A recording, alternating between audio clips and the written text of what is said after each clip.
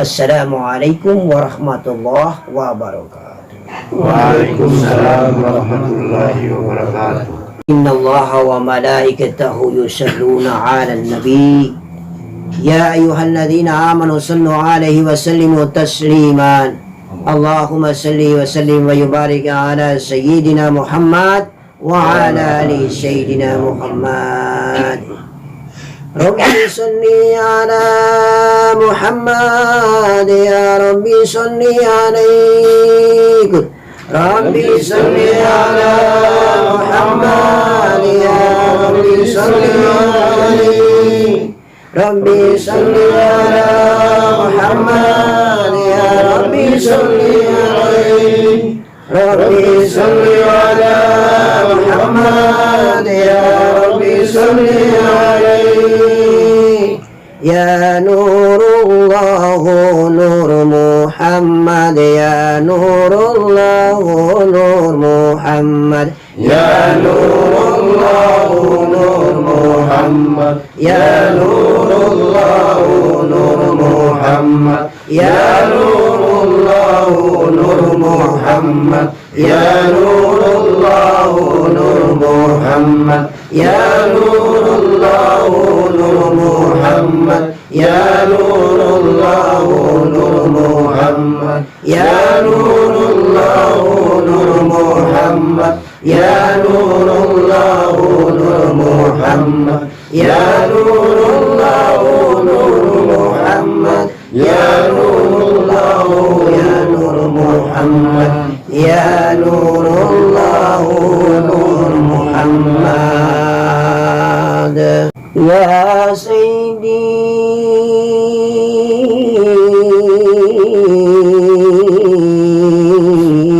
ya Maulana Muhammad,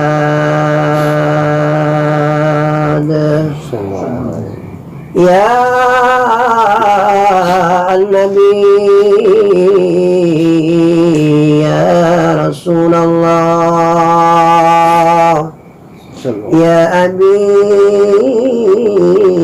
ya Abi, ya Muhammad.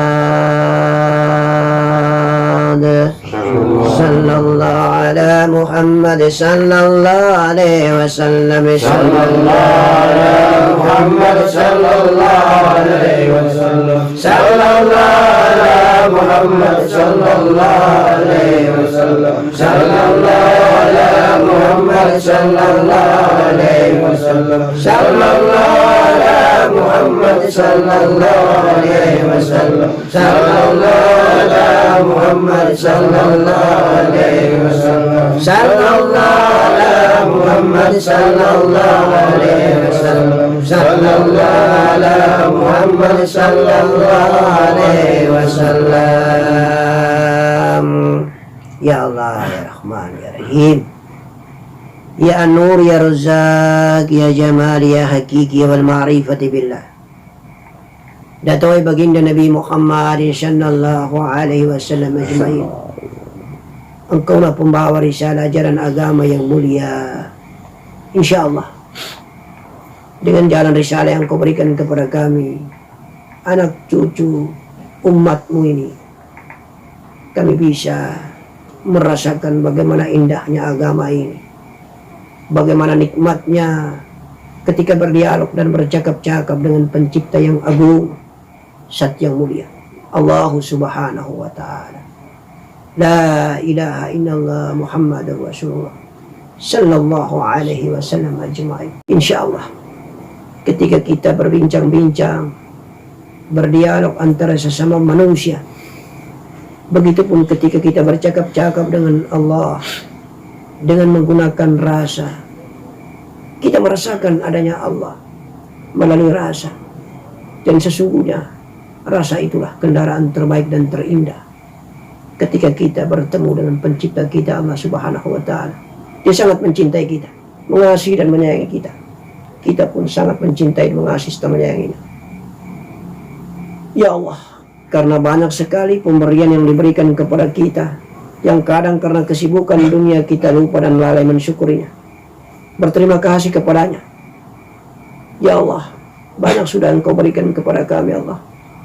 Tidak banyak yang kau pinta kecuali hanya beribadah kepadamu, menyembah, bersujud, mencintai, mengasihi dan menyayangimu, memuji-muji namamu dengan menyebut berulang-ulang melalui zikrullah.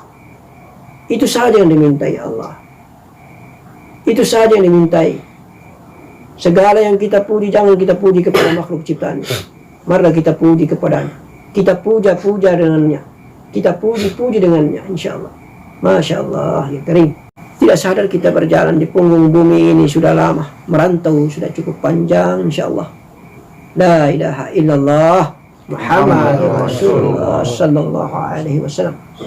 Malam ini kita memperingati 1 tahun lamanya meninggal dunia kita punya abah, keluarga kita.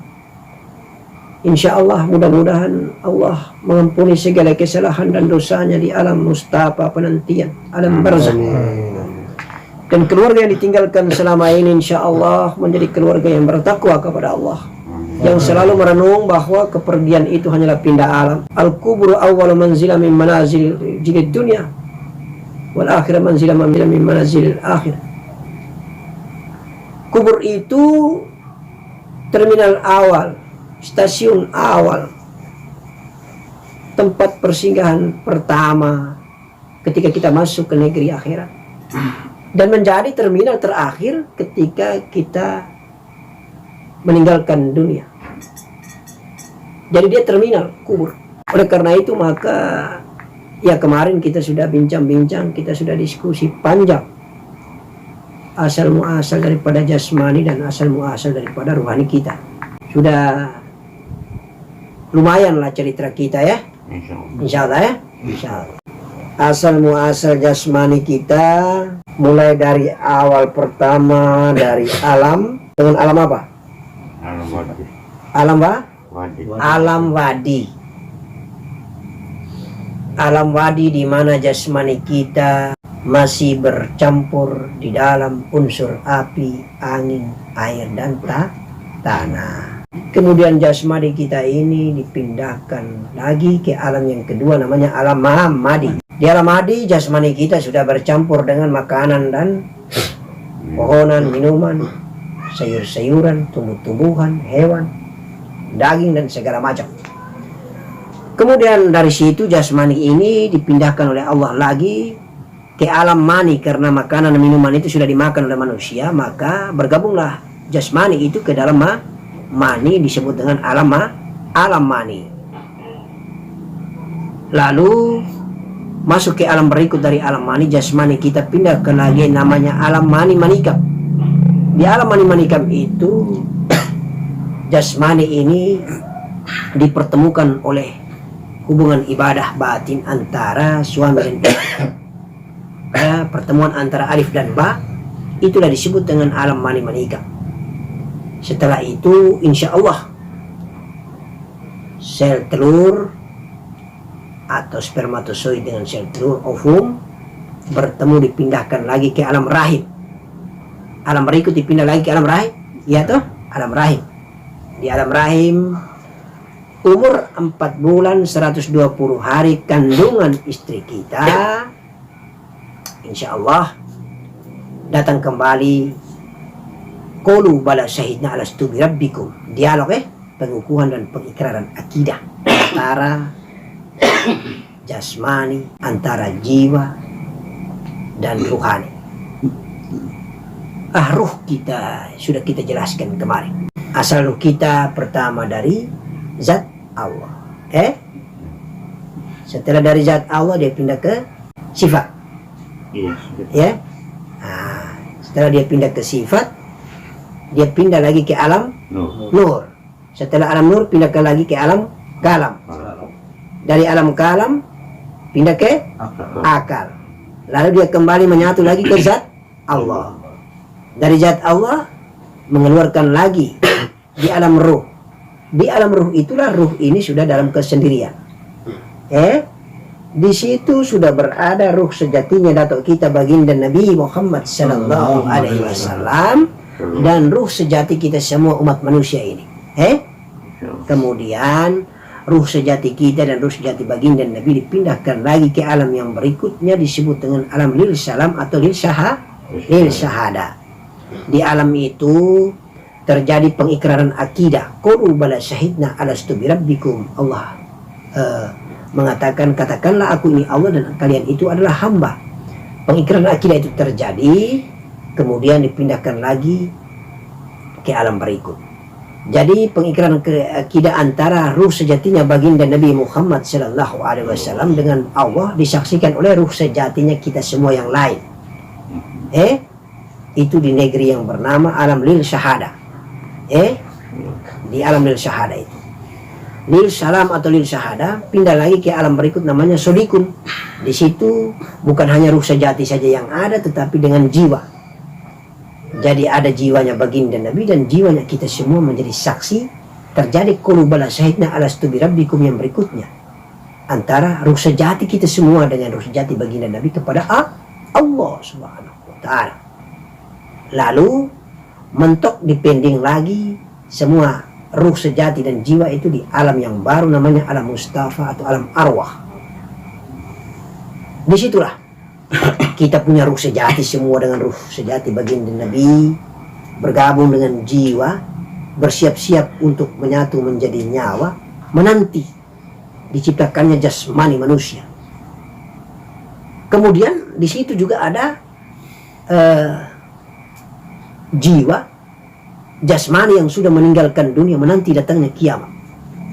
Itu alam satu namanya alam arwah, alam mustafa, atau insyaallah seperti itu.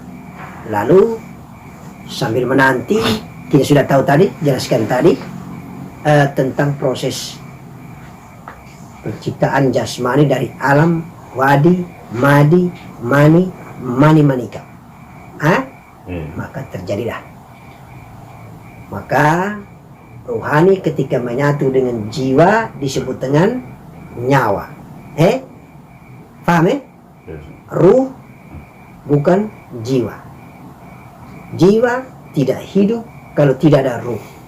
Ada ruh masuk ke jiwa disebut dengan nyawa. Hiduplah jiwa itu. Jiwa itu yang sering kita tidur malam kita lihat dia jalan. Seperti diri kita itulah jiwa. Jiwa itu juga adalah merupakan nafas kita yang keluar dan masuk, sehingga kita mengibadahi jiwa itu dengan cara berzikir nafas. Zikir sesungguhnya kita sudah tahu dibagi ada 4 bagian: zikir tubuh, zikir hati, zikir nyawa, zikir rahasia.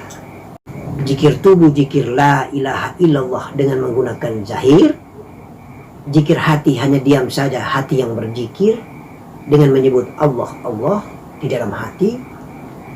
Zikir nyawa itulah zikir nafas. Terserah kita menggunakan nafi isbatnya, Allahu, atau dengan kalimat zahir huwa. Tetapi lebih banyak kita menggunakan dan mengamalkannya dengan menggunakan zikir nafas.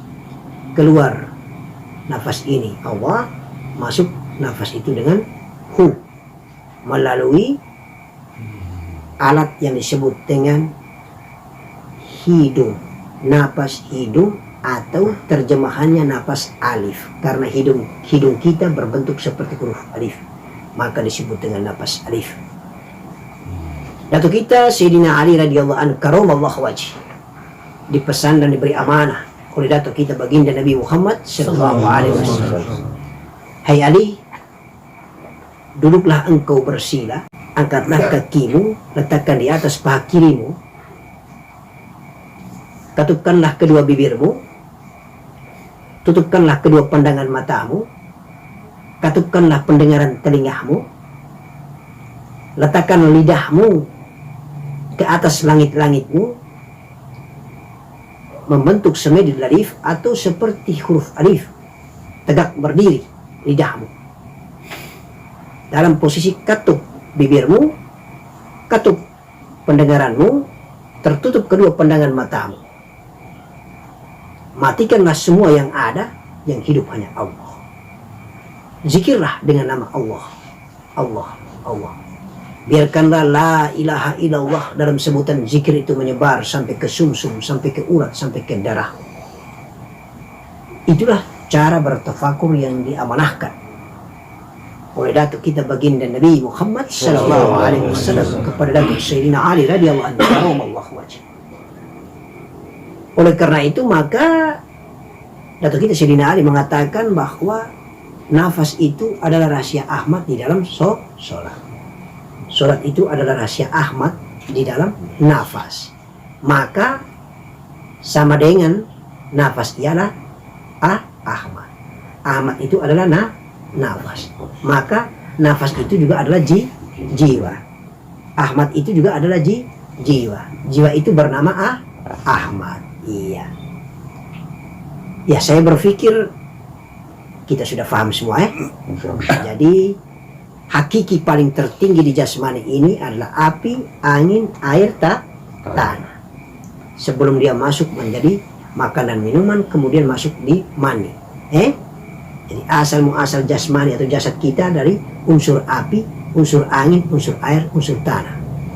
Maka tidak mustahil kita punya daging ini selalu saja kita cuci, kita kasih bersih dia dengan kulit, kita punya kulit kita kasih bersih dengan sabun manapun, tetap dagingnya tetap ada. Hawa panas unsur api yang bersumber daripada nur Allah, nur Muhammad, itu selalu ada. Kemudian hawa sejuk dari rasa angin, unsur angin selalu ada. Semua 4 unsur itu selalu kita rasakan di dalam kita punya jasmani.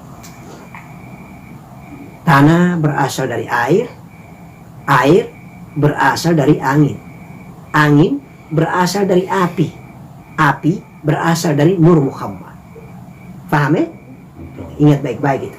Tanah berasal dari air, air berasal dari angin, angin berasal dari api, api berasal dari nur Muhammad sallallahu alaihi wasallam. Jadi kita pikir-pikir itu bagaimana caranya supaya kita kembali kita punya asal jasmani itu. Itulah caranya. Sementara ruh sejati, jiwa kita ini yang dihiasi dengan unsur hawa, itulah proses pembersihan itu bukan hanya di jasmani tetapi juga dengan jiwa. Kalau jiwa sudah bersih dan suci, jasmani sudah bersih dan suci, kita akan mulus berjalan bertemu dengan ruh sejati kita, bertemu dengan nur Muhammad, bertemu dengan Allah subhanahu wa ta'ala di dalam sabda. Kita tiada, Allah yang ada.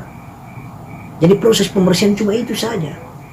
Makanya mujahadah kita ini di dalam perjalanan kehidupan kita, kita mengenal jiwa, mengenal kita punya diri, kita mengenal kita punya jiwa. Begitu.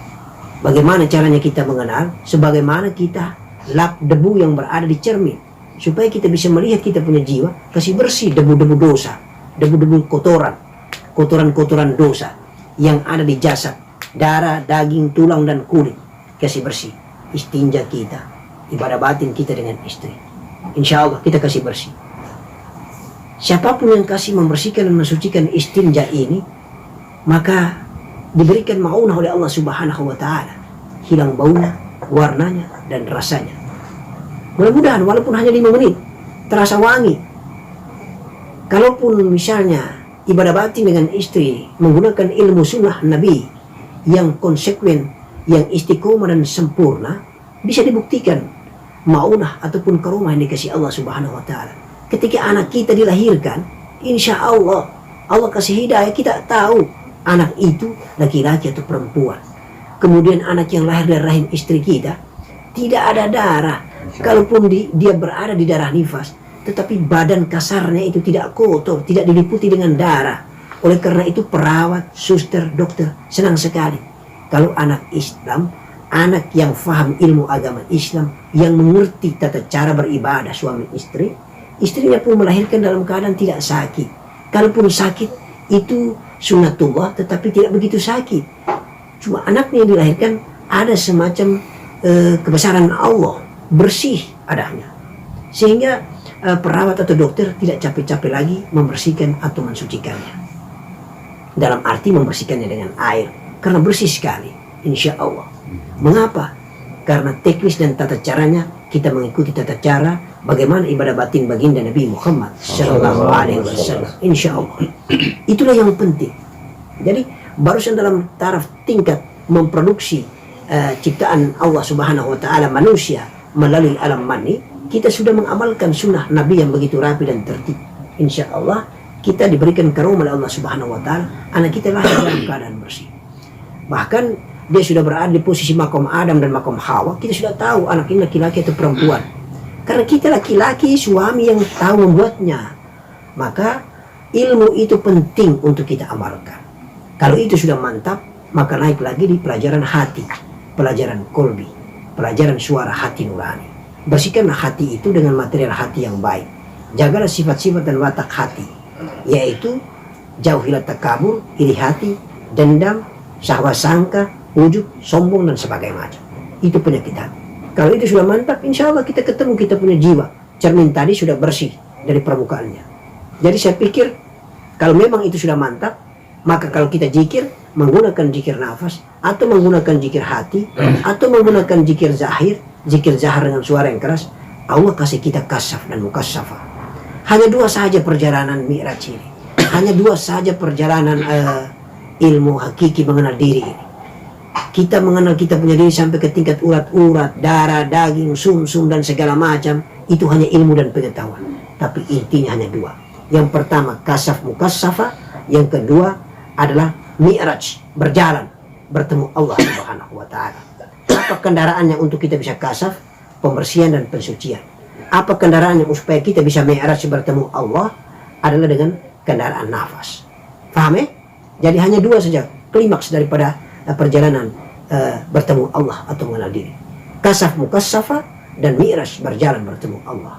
Kendaraannya adalah dengan zikir nafas atau zikir kolbi atau zikir zahar. Dan hidayah itu yang dikasih Allah. Tidak bisa kita mensengajakan dengan membaca mantra atau doa untuk kita bisa kasaf lalu kita bermi'raj. Itu beda dengan kita punya penglihatan-penglihatan gaib lainnya. Sebagaimana dikasih amalan, dia bisa melihat gaib. Tidak. Yang namanya mi'raj bertemu Allah, perjalanannya memiliki teknis dan ilmu sendiri. Gitu. Semuanya bersumber dari laduni Allah Subhanahu wa taala. Tidak bisa kita sengaja-sengaja kasaf itu, tidak bisa kita sengaja-sengaja kita mi'raj itu. Mi'raj itu ditentukan oleh Allah Subhanahu wa taala. Mi'raj itu ditentukan oleh Allahumma Maha Besar dan Maha Dahsyat itu. Kemudian kasaf pun diberi hidayah oleh Allah Subhanahu wa taala karena faktor kebersihan pondasi kita. Yaitu akal kita bersih dan suci, hati kita bersih dan suci, unsur-unsur yang ada di jasmani bersih dan suci. Saya pikir garis besarnya begitu Insyaallah. Assalamualaikum warahmatullahi wabarakatuh. Kita lanjutkan dengan diskusi terjawab Allahumma sholli ala Sayyidina Muhammad wa ala ali Sayyidina Muhammad. Insyaallah. Silakan ada yang mau ditanyakan untuk kita diskusikan, bincang-bincang lepas, santai-santai, cerita pengalaman perjalanan gaibnya. Macam malam itu kita ada hajatan, kemudian perjalanan dari paman saudara kita Yakub, insyaallah bagus. Dia sementara tafakur kah waktu itu kah? Ya, tafakur. Tafakur sementara tafakur, kemudian melihat jiwanya bertemu dengan jiwa Ya. Kemudian bertanya kepada jiwa.